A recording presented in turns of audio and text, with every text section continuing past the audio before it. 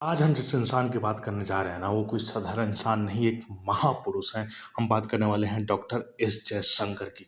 और आपको इस वीडियो के बाद पता चल जाएगा कि जब कोई पढ़ा लिखा इंसान आता है ना पॉलिटिक्स में, तो उसकी इम्पोर्टेंस अलग होती है उन लोगों के कंपैरिजन में जो बिना पढ़े लिखे इलेक्शन लड़के सिर्फ आ जाते हैं।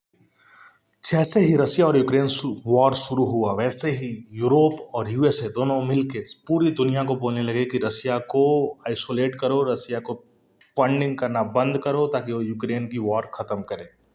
इसके लिए दो इम्पोर्टेंट स्टेप उन्होंने चले। उन्होंने बहुत सारे सैंक्शन लगाए रशिया पे, इसके साथ साथ उसको रशिया को इंटरनेशनल पेमेंट सिस्टम से निकाल दिया, जिससे रशिया डॉलर के यूज़ करके किसी से ट्रेड नहीं कर सकता था।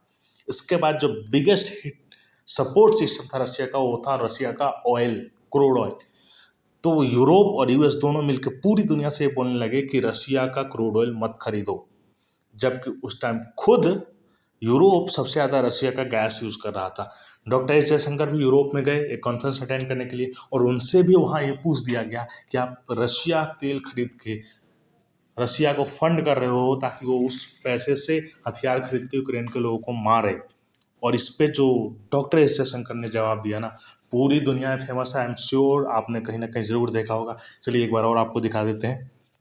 Now, I was just reading a report today that in the month of March, Europe has bought, I think, 15% more oil and gas from Russia than it did the month before. If you look at the major buyers of oil and gas from Russia, I think you'd find most of them are in Europe. We ourselves get the bulk of our energy supplies from the Middle East. About 7.5%, 8% of our oil from the US. In the past, maybe less than 1% from Russia. When oil prices go up, I think it's natural for countries to go out into the market and look for what are good deals for their people.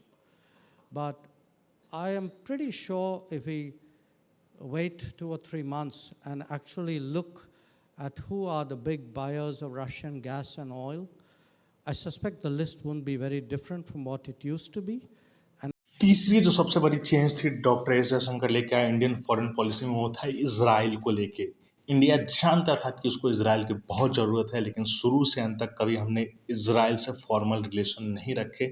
Reason ये था कि हमें लगता था कि अगर हम Israel से अच्छे रिलेशन रखेंगे तो जो सऊदी अरेबिया, जो यूएई, जो मिडिल ईस्ट की कंट्रीज है, इनसे हमारे रिलेशन ख़राब हो जाएंगे। लेकिन डॉक्टर एस जयशंकर ने पहली बार इंडियन फॉरेन पॉलिसी को चेंज किया।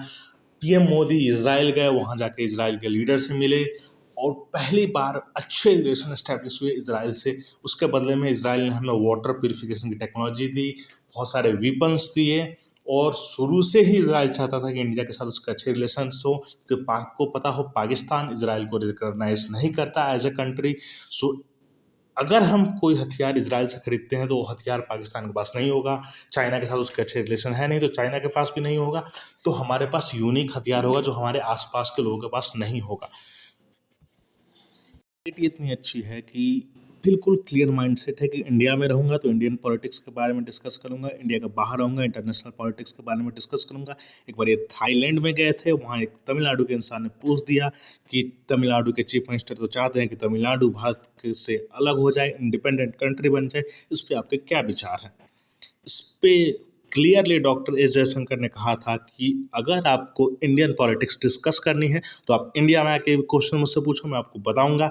जब मैं बाहर थाईलैंड में हूँ तब मैं इंडियन की डोमेस्टिक पॉलिटिक्स को मैं डिस्कस नहीं करूंगा। I do not get into Indian politics when I go abroad. You want to ask me that question, you come and ask me in India. I'll be very happy to. Next thing जिसको उन्होंने highlight किया, hypocrisy of the western nation. आपको पता होगा कि Asia में भी बहुत बड़ी प्रॉब्लम चल रही है। म्यांमार में मिलिट्री कूप हो गया है, वहाँ के लोग डेमोक्रेसी के लिए लड़ रहे हैं, मर रहे हैं, बहुत सारी प्रॉब्लम है, लेकिन उसको ना यूरोप डिस्कस करता है ना United state of America discuss करता है। वैसे ही श्रीलंका में भी आपको पता हो इकोनॉमिक क्राइसिस चल रही है, बहुत सारी प्रॉब्लम है। पाकिस्तान में फ्लड आया हुआ है, लेकिन इन सब चीज़ों को दुनिया डिस्कस नहीं करती, क्योंकि ये एशिया का प्रॉब्लम है और एशिया का प्रॉब्लम दुनिया का प्रॉब्लम नहीं है। वैसे ही यूक्रेन में वॉर हुआ, लेकिन यूक्रेन वॉर को पूरी दुनिया में डिस्कस किया गया। जहाँ यूरोप के लोग जाते थे, जहाँ यूएस के लीडर्स आते थे, वहाँ यूक्रेन के बारे में डिस्कस करते थे। और वहीं पे डॉक्टर एस जयशंकर ने एक रिप्लाई दिया था जो वर्ल्ड फेमस है, आपको भी सुनना चाहिए। चलिए सुनते हैं। Number one, why I wanted to interrupt you in a way.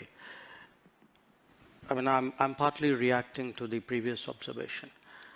Somewhere Europe has to grow out of the mindset that Europe's problems are the world's problems, but the world's problems are not Europe's problems. That if it is you, it's yours. If it is me, it's ours. I think that's something, and I see, reflections of that. Again, in terms of, there is a linkage today which is being made. A linkage between China and India and what's happening in Ukraine.